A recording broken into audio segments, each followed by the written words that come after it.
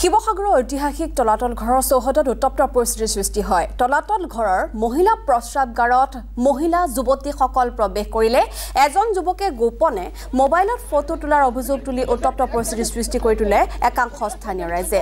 যুৱকজনে আন দিনাৰ দৰে আজিও মহিলা প্ৰস্ৰাৱগাৰৰ কাষত ৰৈ থাকোঁতে স্থানীয় লোকে দিয়ে বহু খেদা। মহিলা প্ৰস্ৰাৱগাৰৰ কাষৰ পৰা খেদি খেদি ৰাইজে তলাতল ঘৰৰ চৌহদত আবদ্ধ কৰে শৈলেন গগৈ নামৰ নাজিৰাৰ যুৱকজনক। তলাতল ঘৰৰ পৰা আৰক্ষীয়ে অভিযুক্ত যুৱকজনক আটক কৰাৰ সময়তে ৰাইজে দিয়ে লপাথপা।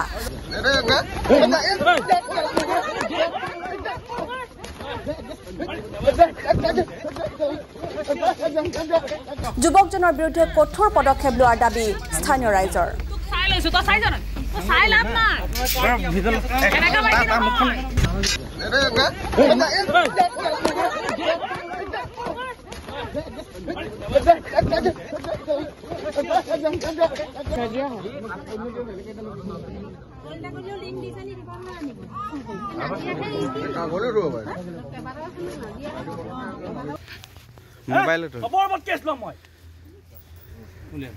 কমপ্লেইন দিয়ক কাৰ কি আপত্তি আছে আপোনালোকে মাৰিছে কেলে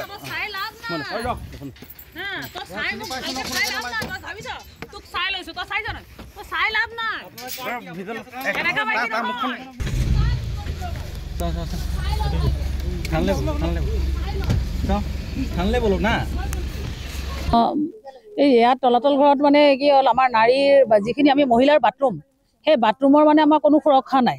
ইয়াত বাথৰুমত কৰিব আজি মানে বহুত দিনৰ পৰা ঘটনাবোৰ হৈ আছে চাগে আচলতে কোনো গম পোৱা নাই। আজি কাৰণে ঈশ্বৰৰ কিবা আমাৰ ধৰা পৰিব লাগে নাই সেইটো কাৰণে খালি সম্ভৱ খালি মোৰ ছোৱালীজনীৰ ক্ষেত্ৰতে মানে কথাটো ওলাল।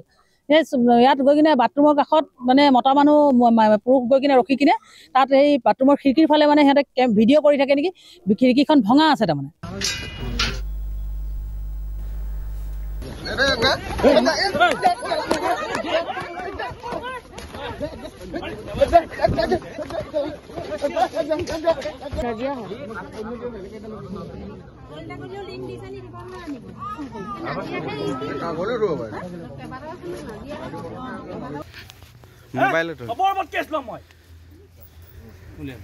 কমপ্লেইন দিয়ক কাৰ কি আপত্তি আছে আপোনালোকে মাৰিছে কেলে